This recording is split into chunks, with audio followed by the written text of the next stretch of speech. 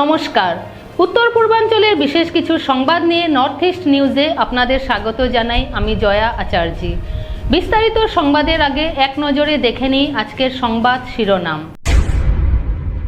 পাষাণ ছেলের হাতে জন্মদাত্রী মা খুন, কালাইনের ভাটগ্রামে চাঞ্চল্য এলাকায়। শিলচরে 85 গ্রাম সন্দেহভাজন হেরোইন সহ আটক 3। এনআইটি শিলচর ক্যাম্পাসে উত্তেজনা, স্থানীয় যুবকদের সঞ্চালক ও রেজিস্ট্রারের বিরুদ্ধে গুরুতর অভিযোগ। শিলচরে চুরি হওয়া বাইক উদ্ধার, সদর পুলিশকে ধন্যবাদ বাইক মালিকদের। এবার সংবাদ বিস্তারিত। কালাইন ভাটগ্রামের বছর 40-এর পাষাণ যুবক তার মা জরিনা বেগমকে দা দিয়ে কুপিয়ে হত্যা করে। এই নির্মম হত্যাকাণ্ড মঙ্গলবার দুপুর 2টা নাগাদ সংঘটিত হয়। সম্পত্তির লোভে এ হেন কাণ্ড সংঘটিত করেছে পাষাণ পুত্র। বাড়িঘর বিক্রি করার জন্য মা জরিনা বেগমের উপর চালায় মানসিক অত্যাচার। আর আজ বাড়িতে পরিবারের অন্যান্য সদস্য না থাকার সুযোগে পাষাণ পুত্র আলতায় তার মা বছর 65-র জরিনা বেগমকে কুপিয়ে কুপিয়ে হত্যা করে। নিজের ঘরের ভিতরে এই হত্যাকাণ্ড সংঘটিত করেছে পাষাণ আলতায়। পরবর্তীতে গ্রামের লোকজন এগিয়ে গেলে আলতায় অন্য এক মহিলার উপর আক্রমণ চালায়। বর্তমানে আলিমুন নেচা গুরুতর আহত অবস্থায় চিকিৎসাধীন। নর্থ ইস্ট নিউজের বরাক ভ্যালি ইনচার্জ সুরজিৎ চক্রবর্তীর প্রতিবেদন। বিশ্বস্ত সূত্রের খবরের ভিত্তিতে শিলচর শহরের তারাপুর রেলওয়ে স্টেশন সংলগ্ন নিউ কলোনি এলাকায় মাদক বিরোধী অভিযান চালিয়ে প্রায় 85 গ্রাম সন্দেহভাজন হেরোইন উদ্ধার করেছে পুলিশ। পুলিশ সূত্রে জানা গেছে, তারাপুর এলাকায় কয়েকজন মাদক বহন করছে এমন খবরের পর শনি মন্দির রোডের নিউ কলোনিতে রেলওয়ে ডিপোর কাছে অভিযান চালানো হয়। এ সময় সুরিয়া খাতুন, আনোয়ার খাতুন এবং তাইজুল ইসলামকে আটক করা হয়। আটকদের তল্লাশি করে 2 মহিলার দেহে লুকানো 7টি সাবানের বাক্সে ভরা সন্দেহভাজন হেরোইন উদ্ধার হয়। উদ্ধার মাদকের মোট ওজন প্রায় 85 গ্রাম। স্বাধীন সাক্ষীদের উপস্থিতিতে এবং এনডিপিএস আইন মেনে তল্লাশি ও জব্দকরণ করা হয়। আটক 3 জন ও জব্দ মাদক শিলচর সদর থানায় নেওয়া হয়েছে। ঘটনায় আরও তদন্ত চলছে। নর্থ ইস্ট নিউজের বরাক ভ্যালি ইনচার্জ সুরজিৎ চক্রবর্তীর প্রতিবেদন। শিলচর এনআইটি ক্যাম্পাসে উত্তেজনা, স্থানীয় যুবকরা সঞ্চালক এবং রেজিস্ট্রারের বিরুদ্ধে গুরুতর অভিযোগ। চা বাগানের জমিতে প্রতিষ্ঠানটি নির্মাণ করে বছরের পর বছর ধরে সেখানে অনুশীলন করে আসলো সামরিক এবং পুলিশের জন্য প্রস্তুতি নেওয়া ছাত্রছাত্রীদের খেলার মাঠে অনুশীলন করতে বাধা দেওয়া হচ্ছে বলে দাবি করেন তারা। পরিস্থিতি আরও তীব্র হয়ে যখন রেজিস্ট্রারকে শান্তিপূর্ণভাবে নিজেদের মতামত প্রকাশ করতে আসা ছাত্রছাত্রীদের সঙ্গ অসভ্য আচরণ করার অভিযোগ ওঠে এবং একজন ছাত্রকে আক্রমণ করার অভিযোগও ওঠে। এখনো পর্যন্ত এনআইটির পরিচালনা সমিতির পক্ষ থেকে কোনো ধরনের বক্তব্য পাওয়া যায়নি। North East news Barak Valley incharge Surajit Chakraborty प्रतिवेदन। यहाँ परमिशन नहीं दे, रनिंग करने नहीं देते। कब से रनिंग करते हैं? 1 साल हो गया। 2 साल हो गए। आप किस चीज की प्रिपरेशन कर रहे हैं? आसाम पुलिस का। आपने कितने लड़कियां कितने हैं? लड़कियां 20 है, 20-30 है। तो अभी क्या दिक्कत आ रहा है? किसने मना किया आपको रनिंग करने से? यहाँ गार्ड जो है मना करते हुए रनिंग करने नहीं देते। परमिशन लेकर आओ, उसके बाद रनिंग करोगे। सुबह शाम दोनों टाइम नहीं करने देते। यहाँ पे आप लोग आपसे पहले भी गांव के बच्चे रनिंग करते थे? हाँ। कितना साल? बहुत साल से 4 साल से रनिंग कर रहे थे, लेकिन पहले कुछ प्रॉब्लम ही नहीं हो रहा था। अभी कुछ दिन से जब हम लोग का अभी रिक्रूटमेंट सामने आ रहा है तो ये लोग इतना ज्यादा नाटक कर रहे हैं। बोड़ा खाई का जो है वो वाला इधर लाके दे रहा है कि उधर अगर रास्ता देंगे तो फील्ड नहीं देगा, इधर आने नहीं देगा, यही सब चल रहा है। क्या नाम है आपका? सोनू यादव। क्या हुआ था जो आप लोग आज गेट बंद करने को मजबूर हुए? हम लोग काफी दिनों से यहाँ पर दौड़ रहे हैं, रनिंग वगैरह कर रहे हैं एनआईटी ग्राउंड में।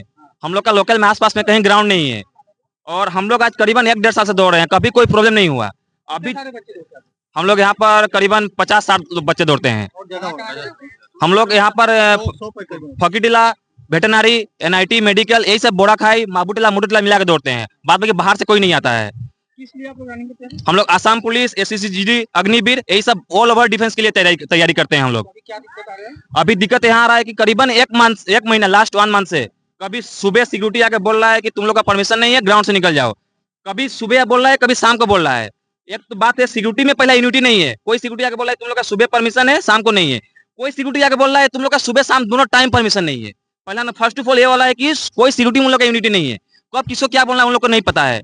जब हम लोग दौड़ने जाते हैं तो उन लोग एक दिन बोले कि तुम लोग जाओ रजिस्टर से या डायरेक्टर से परमिशन निकाल के आओ, उसके बाद तुम लोग यहाँ पर रनिंग करोगे। हम लोग ने आज जब गए डायरेक्टर के पास, हम लोग डायरेक्टर रूम में गए, अच्छे से बातें किए, सबका एप्लीकेशन सील सिग्नेचर उठा के ले गए, रजिस्टर के पास गए, सब सील सिग्नेचर वगैरह ले गए। उसके बाद वहां पर जाने के बाद हम लोग रजिस्टर से बोले कि सर हम लोग का तो अक्टूबर में रिक्वायरमेंट है, जबकि हम लोग नवंबर में ग्राउंड खाली कर देंगे, तो हम लोग को कुछ दिन के लिए परमिशन चाहिए। हमारा आसपास में कोई ग्राउंड नहीं है हमारा ऐसे सुविधाजनक ग्राउंड दौड़ने के लिए। उसके बाद उन्होंने बोला कि एनआईटी में टोटली तुम लोग का परमिशन मिलेगा ही नहीं। ये बात रजिस्टर ने बोला। तो हम लोग जाएंगे तो जाएंगे कहाँ दौड़ने? अभी हम लोग के आसपास में कोई ग्राउंड है ही नहीं। उसके बाद हम लोग ने बातें करते हुए रजिस्ट्रार ने अपना वीडियो ऑन शुरू कर दिया। उसके बाद वहाँ धक्का मुक्की शुरू कर दिया। उसके बाद निकालने की कोशिश किया वहां से, धक्का मुक्की सिक्योरिटी। उसके बाद रजिस्ट्रार ने दिया, उसके बाद सिक्योरिटी ने दिया। उसके बाद बोला कि तुम लोग यहाँ पर मिलेगा ही नहीं, जाओ तुम लोग एसपी डीसी किसी से भी परमिशन लेकर आओ या मिले की भी लेकर आओ, लेकिन तुम लोग का परमिशन मिलेगा ही नहीं है यहाँ पर। उसके बाद वहां से हम लोग को तुरंत वहां से निकला दिया गया हम लोग का रजिस्टर ऑफिस से। उसके बाद हम लोग बाहर निकल के आके यहाँ पर रोड ब्लॉक किए, स्ट्राइक किए, जबकि उधर का गाड़ी इधर का गाड़ी दोनों टाइप का गाड़ी हम लोग बंद किए। बंद करने के बाद उसके बाद अभी तक हम लोग का कोई डिसीजन, कोई खबर नहीं मिला है कि हम लोग यहाँ पर दौड़ पाएंगे कि नहीं पाएंगे। लेकिन हम यही एक रिक्वेस्ट करना चाहेंगे कि हम लोग एक ग्राउंड बहुत ज्यादा जरूरी है रनिंग के लिए, एक ग्राउंड हम लोग को चाहिए ही, और इसके अलावा हम लोग के पास कहीं भी ग्राउंड नहीं है। কি আপনার ঘর কিংবা প্রতিষ্ঠানকে সুন্দর করে গড়ে তুলতে চাইছেন আর সাথে চাইছেন ভালো ও সুলভ মূল্যে প্রয়োজনীয় সামগ্রী ক্রয় করতে? তাহলে দ্বিতীয়বার না ভেবে আজই চলে আসুন শিলচরের দাসকলোনিতে অবস্থিত ঋতুরাজ ট্রেডিং কোম্পানি অথবা সোনাই রোডের খালেদ ভবনের বিপরীতে বাইক সেন্টারের পাশে সমীক্ষা ট্রেডিং কোম্পানি। এই উভয় স্থানে tiles, sanitary items, chimney, water purifier, CPVC, uPVC, PVC items, ডোর উডেন, সিনটেক্স সহ অনেক বিখ্যাত ব্র্যান্ডের সামগ্রী সুলভ মূল্যে পাওয়া যায়। আপনারা আসুন, যাচাই করুন ও ঘরকে সুন্দর করে গড়ে তুলুন। বিশদ বিবরণের জন্য যোগাযোগ করুন 9401432969 ও 6377990269 নম্বরে। ধন্যবাদ। মঙ্গলবার সংবাদ মাধ্যমের সাথে কথা বলতে গিয়ে বাইক মালিক জানান, বিগত কয়েকদিন আগে শিলচর দরগা মসজিদের ও শিলচর সদরঘাট থেকে দুটি বাইক চুরি করে নিয়ে যায় চোরের দল। তারপর বাইকের মালিকরা বাইক চুরির মামলা দায়ের করেন শিলচর সদর থানায়। মামলা দায়ের করার পর সিনিয়র পুলিশ সুপার, সদর ওসি ও দারোগা চোরের বিরুদ্ধে অভিযান চালিয়ে চুরি হওয়া বাইক দুটিকে উদ্ধার করতে সক্ষম হন। এদিকে বাইক মালিকরা খবর পেয়ে শিলচর সদর থানায় উপস্থিত হয়ে বৈধ কাগজপত্র দেখার পর পুলিশ বাইক দুটি সমঝে দেন বাইক মালিকদের হাতে। এদিকে বাইক মালিক সিনিয়র পুলিশ সুপার, সদর পুলিশকেও ধন্যবাদ জানান চোরের হাত থেকে তাদের বাইক দুটি উদ্ধার করার জন্য। নর্থ ইস্ট নিউজের বরাক ভ্যালি ইনচার্জ সুরজিৎ চক্রবর্তীর প্রতিবেদন। কোন মানে বাইকটা যে পাইছেন কিরকম লাগে আপনার? বাইকটা তো গত জুলাই মাসের 6 তারিখ শিলচর উকিল লাইব্রেরি এখান থেকে আমার চুরি হয়েছিল। বাইকটা খুঁজতে খুঁজতে না হইয়া আমি শিলচর সদর থানায় একটা এফআইআর করছিলাম। এই এফআইআর ভিত্তিতে শিলচরের সদর থানার প্রশাসনে খুব জোরদার তল্লাশি চালাই আমার বাইকটা বার করিয়ে দিয়েছেন। এর লাগি আমি শিলচর সদর থানার প্রশাসনকে অশেষ অশেষ ধন্যবাদ জানাচ্ছি। আপনার নাম কি? আমার নাম মজবুল খালেক বড়বইয়া, সপ্তগ্রাম বাসা আমার। বাইকটা হইল সুপার স্প্লেন্ডার বাইক, যার নম্বর হইল S111070। 20 দিন বাইকটা শুরু হয়েছে, গ্ল্যামারটা। চুরিটা হয়েছে দরগা মসজিদের উল্টা দিকে একটা মিষ্টি দোকানের শিবন সুইটের দিকে শুরু হয়েছে। আর বিগত 7 দিন হয়েছে, 7 দিনের মধ্যে পাওয়া গেছে। তারা জানাইছে, অসংখ্য ধন্যবাদ আসাম পুলিশের জন্য, স্যার ওসি পুলিশের তারা তাকে অসংখ্য অসংখ্য ধন্যবাদ। তাই আমি এটা আশা করছি না, তারা পাইয়া দিছেন, এদেরকে অসংখ্য ধন্যবাদ। সি ওসপি দারোগা তাদেরকে অসংখ্য ধন্যবাদ। কল করিয়া তারা জানাইছে রবিবারে, এরপরের দিন আমি আইয়া তাদের সঙ্গে যোগাযোগ করছি। এরপরে তারা হয়েছে ইনভেস্টিগেশন ভেরিফিকেশন করিয়া তারা দিব বাইকটা আমার কাছ থেকে। আজকে তারা ইনভেস্টিগেশন সব মতো ফুলফিল করিয়া আজকে আমার কাছে সমঝাইয়া দেয়। অসংখ্য খুশি আর হ্যাপি, খুশি। তারা অসংখ্য ধন্যবাদ। কাছাড় জেলায় ফের বড়সড় সাফল্য পুলিশ ও 38 আসাম রাইফেলসের। গোপন সূত্রের ভিত্তিতে পরিচালিত যৌথ অভিযানে বিপুল পরিমাণ ইয়াবা ট্যাবলেট ও হেরোইন উদ্ধার করা হয়েছে। উদ্ধার হওয়া মাদকের আনুমানিক বাজার মূল্য প্রায় 28 কোটি টাকা বলে জানিয়েছে পুলিশ। ঘটনায় 3 জনকে গ্রেফতার করা হয়েছে।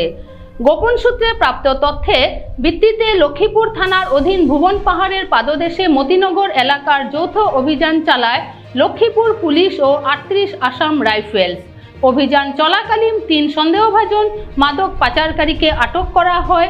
তাদের তল্লাশি চালিয়ে উদ্ধার করা হয় প্রায় 1,10,000 ইয়াবা ট্যাবলেট, যার মোট ওজন 14 কিলোগ্রাম। পাশাপাশি 10টি সাবান কেসে বিশেষ কায়দায় লুকিয়ে রাখা 223 গ্রাম হেরোইনও উদ্ধার করা হয়। গ্রেফতার হওয়া অভিযুক্তরা হলো মায়াজুল হক, স্টেলমন এবং নূর হোসেন। 3 জনই কাছাড় জেলার কচুদরাম থানার বাসিন্দা। অভিযুক্তদের বিরুদ্ধে এনডিপিএস আইনে মামলা রুজু করে পরবর্তী আইনি প্রক্রিয়া শুরু হয়েছে। এই মাদক চক্রের সঙ্গে আরও কেউ জড়িত রয়েছে কিনা এবং মাদকের উৎস ও গন্তব্য কোথায় ছিল তা খতিয়ে দেখছে পুলিশ। নর্থ ইস্ট নিউজের বরাক ভ্যালি ইনচার্জ সুরজিৎ চক্রবর্তীর প্রতিবেদन। जैसे कि आप लोग को पता है कि कछाड़ पुलिस हमेशा ही ड्रग्स के अगेंस्ट अभियान चल ही रहा है। तो एक अभियान, एक ऑपरेशन, एक मिशन लॉन्च हुआ था 38 असम राइफल्स के साथ, जिन भुवन हिल्स का फुट हिल्स में लखीनगर पीएस के लखीपुर पीएस के अंदर में। तो वहाँ पे हम लोग को 3 लड़के मिले अराउंड 12:30 को। 3 लड़के, उनका एक का नाम है मायाजुल हक, एक स्टेलमोन और एक नूर हुसैन, तीनों ही कचुडरम के बासिंदा है।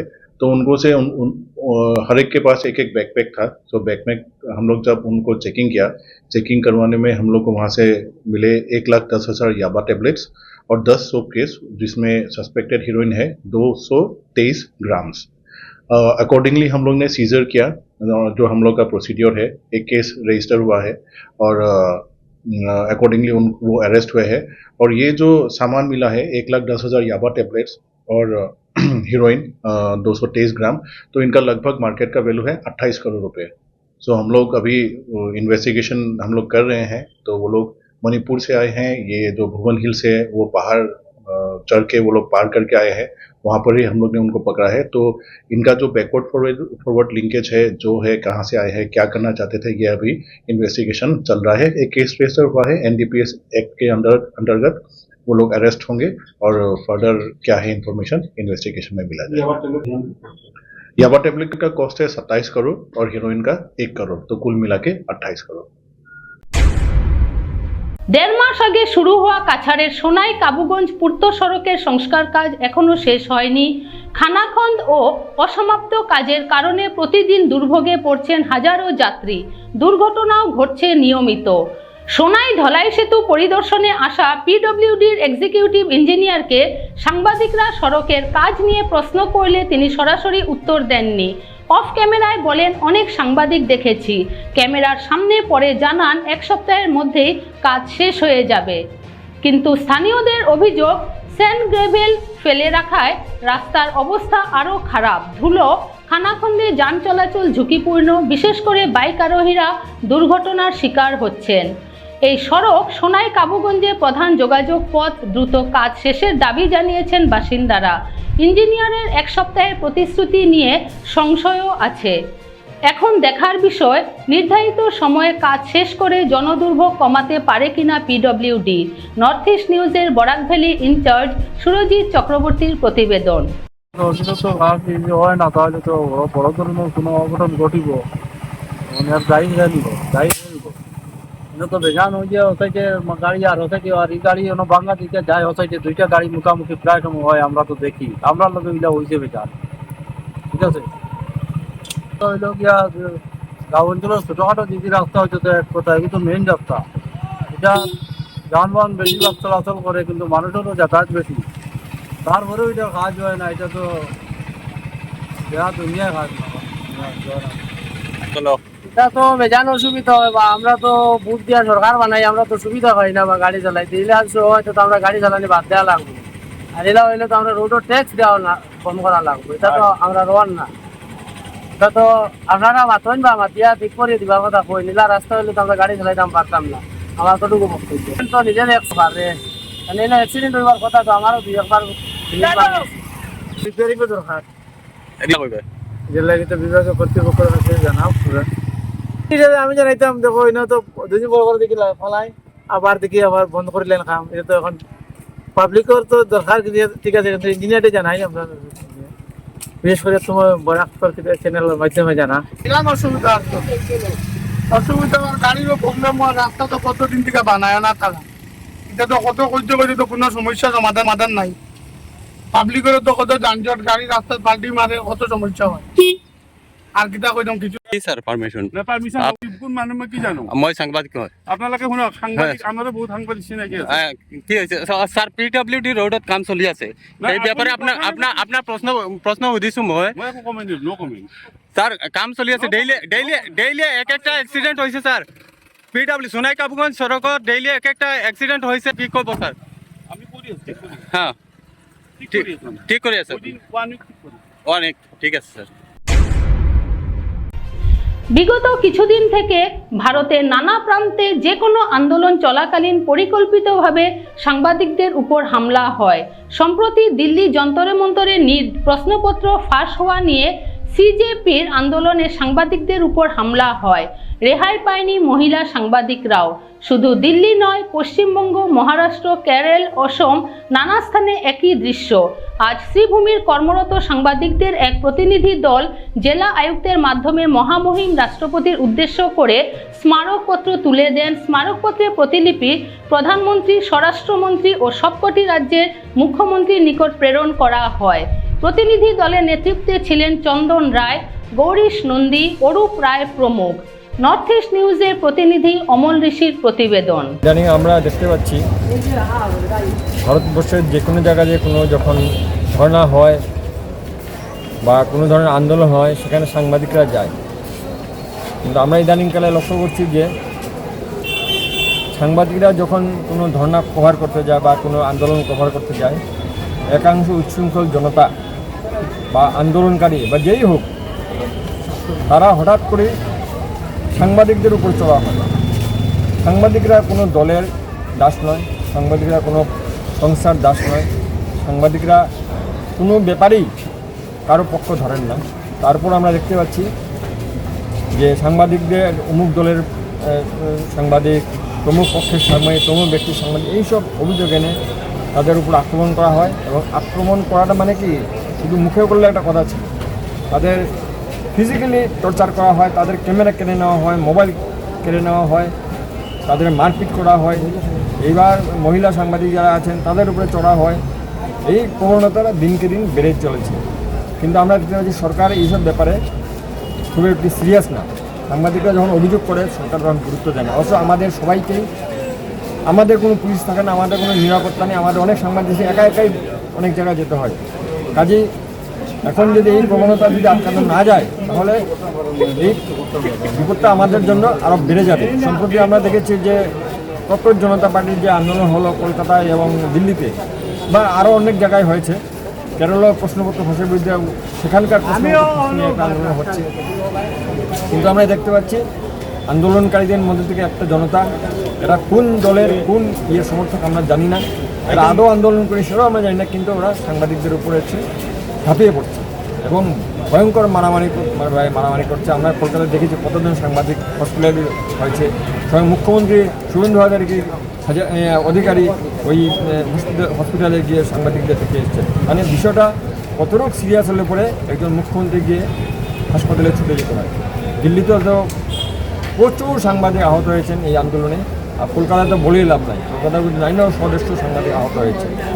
তো এই যে প্রবণতাটা এটা আটকাতে হবে, এই বিষয়টি নিয়ে আমরা সরকারের দৃষ্টি আকর্ষণ করছি যে সাংবাদিকদের উপযুক্ত ও পর্যাপ্ত নিরাপত্তা ব্যবস্থা দেওয়া হোক, যাতে তারা কর্তব্যর অবস্থায় তাদের উপর কোনো ধরনের হামলা না হয়।